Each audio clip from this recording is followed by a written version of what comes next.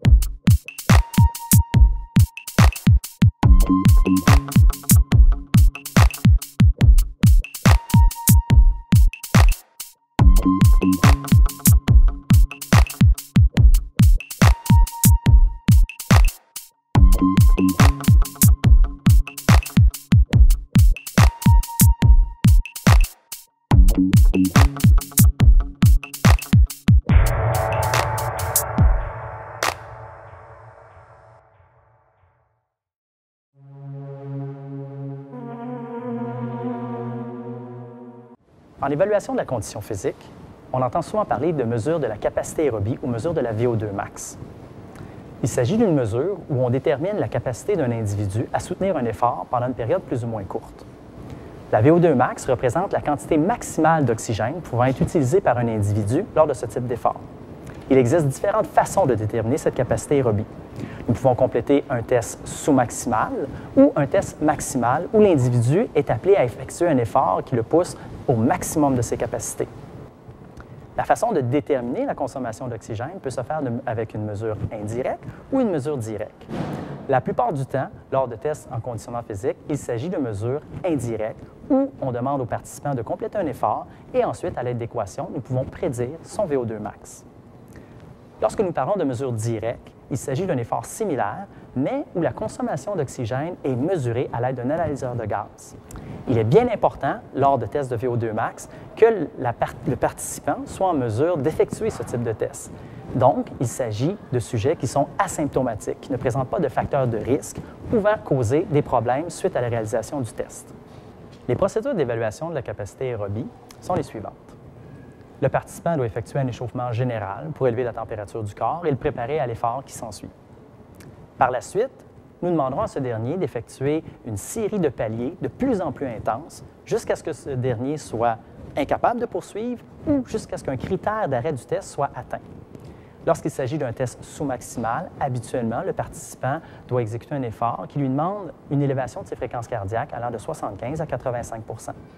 Lors d'un test dit maximal, nous demandons au participant de compléter l'effort le plus intense possible qu'il est en mesure de soutenir. Habituellement, un test de VO2 max va durer entre 7 et 12 minutes d'effort. Si le test est trop long, la présence de fatigue pourrait diminuer la validité des résultats. Le test peut être exécuté sur tapis roulant, sur vélo ou sous tout autre appareil pouvant offrir une résistance, par exemple un aviron, un simulateur de marche d'escalier. Cependant, l'ensemble des protocoles d'évaluation sont complétés sur soit des ergocycles ou des tapis roulants. La mesure de la capacité aérobie sert deux utilités en conditionnement physique. Dans un premier temps, cette mesure nous permet de déterminer le niveau de condition physique d'un individu. Plus la capacité aérobie est élevée, plus le niveau de forme est important. Dans un deuxième temps, cette mesure nous permet de déterminer les intensités de travail sur les appareils cardiovasculaires. Nous pouvons utiliser les fréquences cardiaques ou nous pouvons utiliser des puissances d'entraînement. Par exemple, en ayant une mesure de la VO2 max, il est possible de déterminer des vitesses de course sur tapis roulant ou des puissances de travail sur ergocycle, par exemple en watts ou en calories minutes. Ces mesures nous permettent d'avoir un déterminant objectif de l'intensité. Il est possible à ce moment d'avoir des entraînements plus efficaces, plus rentables, plus pertinents, qui vont améliorer la condition physique de façon plus définitive.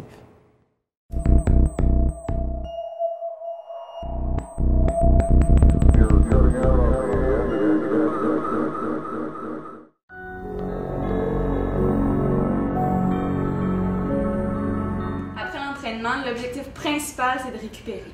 Il faut donc remplacer les liquides qu'on a perdus, remplacer les glucides qui ont été utilisés par les muscles et réparer les muscles qui ont été endommagés en consommant des protéines. Il est suggéré de consommer un minimum de 20 à 30 grammes de glucides et un minimum de 10 grammes de protéines après votre entraînement. C'est l'équivalent de 3 fois plus de glucides que de protéines.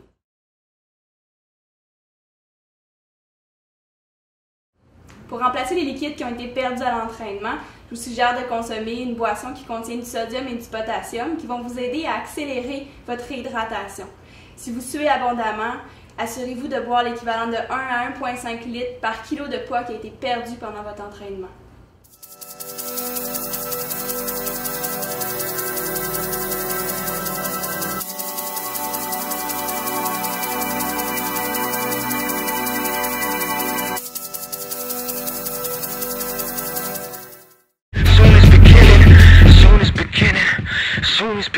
Steady B, steady no.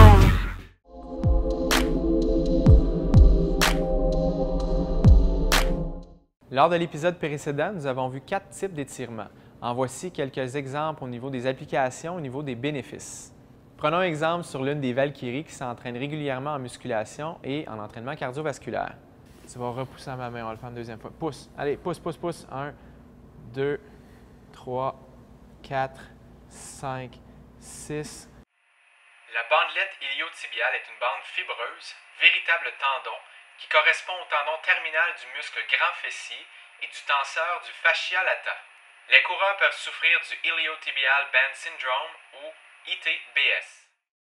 Voici la technique du 666 en action. Donc on va faire l'étirement PNF. Je veux que tu pousses dans ma main quand je vais te le dire. On y va. Go, pousse. 1, 2, 3, 4, 5, relax. 6 secondes, respire, respire.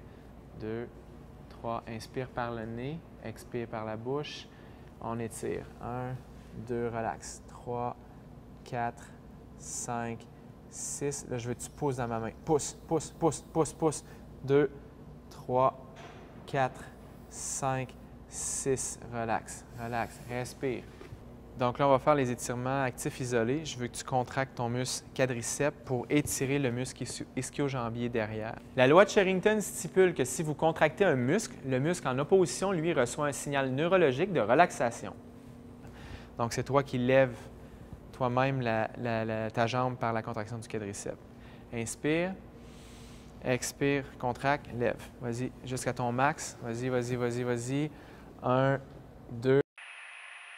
L'étirement maximal ne doit pas dépasser 2 secondes. On relâche. Même chose, inspire, expire, contracte. Vas-y. 1, parfait. 1, 2, on relâche. On le fait encore 4 fois. Inspire, expire sur la contraction. Expire, expire, expire. 1, 2, 3 autres. Inspire, expire profondément tout l'air. Complètement. Je ne veux plus qu'il reste d'air. Expire, expire, expire. 1, 2 et on relâche. Excellent. Ça va? Good.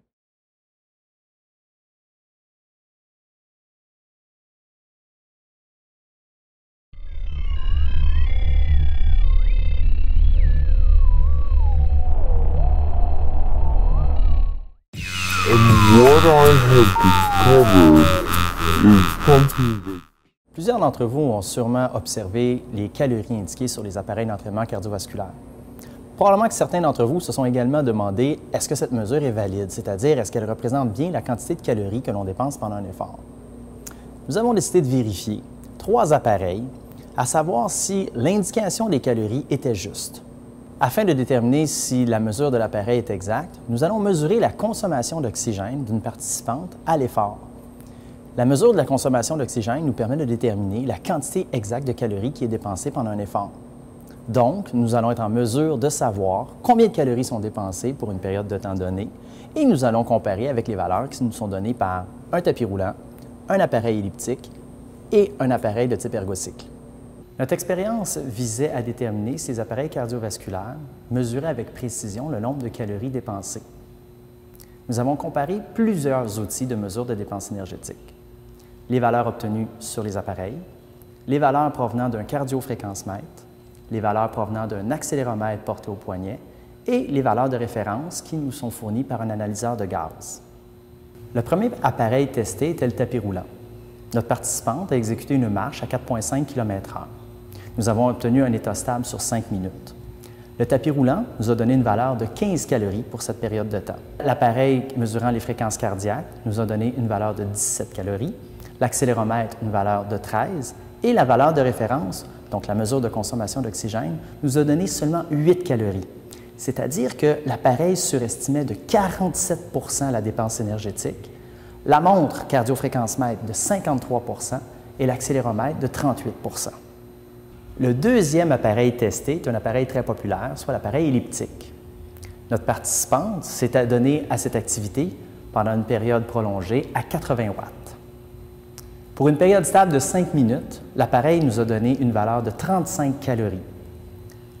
La montre cardiofréquencemètre nous a donné 30 calories, l'accéléromètre 14 et la mesure de référence de consommation d'oxygène 15 calories. Le résultat, l'appareil surestime de 57 %, la mesure de fréquence cardiaque surestime la dépense énergétique de près de 50 % et l'accéléromètre a sous-estimé de 7 %. Le troisième appareil évalué était un ergocycle, une traditionnelle bicyclette. Notre participante a pratiqué l'activité pendant une période prolongée à une intensité légèrement supérieure aux 2 autres activités précédentes, soit 130 watts. Pour une période stable de 5 minutes, l'appareil nous a donné une valeur de 46 calories dépensées. La mesure des fréquences cardiaques nous a donné 32 calories, l'accéléromètre seulement 10 calories et la mesure de référence en consommation d'oxygène nous a donné une valeur de 18 calories. En résumé, l'appareil a surestimé de 61 %, la mesure des fréquences cardiaques une surestimation de 44 % de la dépense énergétique et l'accéléromètre a sous-estimé la valeur de près de 80 %. Dans tous les cas, nos 3 appareils n'ont pas été en mesure de déterminer avec précision la dépense énergétique. Il en est de même pour l'utilisation des fréquences cardiaques dans le but de quantifier les calories dépensées et de l'accéléromètre porté au poignet. Ceci nous permet de confirmer que les appareils ne sont pas précis pour quantifier les calories dépensées. Il est donc très important de se référer à d'autres indicateurs, comme la vitesse, la puissance de travail ou la perception de l'effort, plutôt que les calories pour déterminer l'intensité de son entraînement. La mesure de la dépense énergétique est très difficile et est très souvent peu fiable sur beaucoup d'appareils.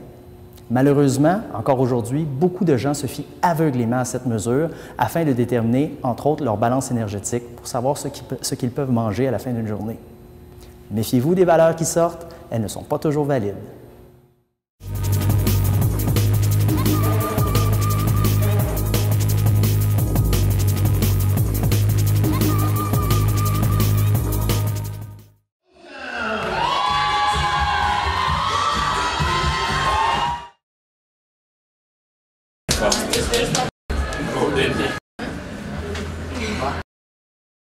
Puis Laura, c'est quoi tes commentaires post-compétition? Je suis juste contente de tout le monde. Je peux pas être plus fière.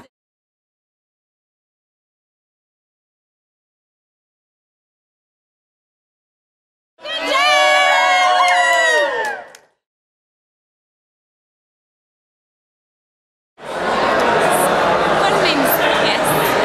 Je te dirais, comme entraîneur, c'est plus dur parce que j'ai aucun contrôle. Je les laisse aller un petit peu. Comme athlète, je pense que j'ai su comment un peu gérer mon stress. J'ai vraiment appris. C'est sûr que la première compétition à maintenant, c'est tout pareil. Oui, parce que dans le fond, je sais un peu à quoi m'attendre, la préparation, le stress. C'est sûr que mes athlètes qui arrivent ne sont pas stressés.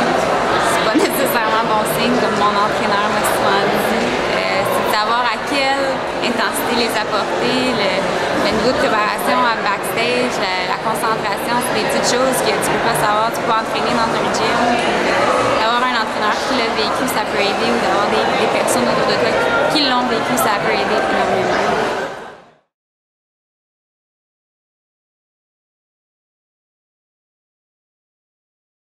Ma préparation pour mes athlètes, on dirait, j'applique exactement ce que moi je fais, mais je peux l'appliquer encore en meilleur. Je peux apprendre de mes erreurs. de leur dire exactement ce que moi j'ai appris. Puis on dirait qu'ils peuvent sortir encore plus fort, sont encore plus avancés. C'était un peu le cobaye, j'ai été un peu un cobaye pendant 3 ans, puis là j'apprends, puis ils m'apprennent autant eux autres, là, c'est fou comment je l'ai appris, puis comment que, oui c'est difficile, mais eux ils ont été capables, puis ça me pousse à encore être plus fort dans mes prochaines compétitions.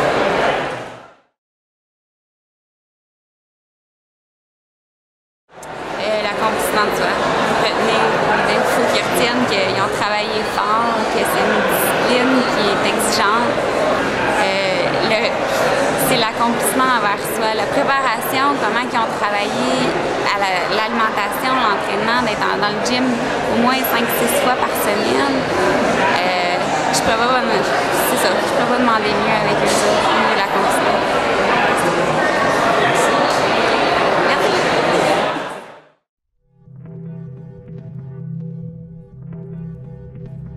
La préparation de l'athlète est une science complexe qui exige une approche multidimensionnelle. L'aspect psychologique d'une compétition ne doit pas être négligé. Chaque pensée doit avoir un objectif constructif afin de favoriser le développement uniforme de l'individu. Les sources de stress sont nombreuses. Les athlètes ne seront pas uniquement jugés sur leur performance, mais sur leur apparence physique. Le jugement peut être dévastateur pour un athlète mal préparé. Le retour sur la performance et sur les résultats obtenus permettent à la fois à l'athlète et à l'entraîneur d'ajuster leur approche afin d'optimiser les performances. Ce retour se doit de générer un mouvement vers l'avant et ne doit jamais être teinté du moindre regret.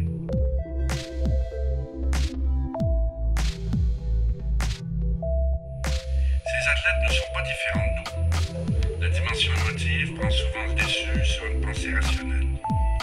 Un bilan juste et conforme à la réalité doit être la base du cheminement psychologique, physique et émotionnel. C'est crucial de prendre en compte tous ces aspects dans la poursuite et l'atteinte de ces objectifs.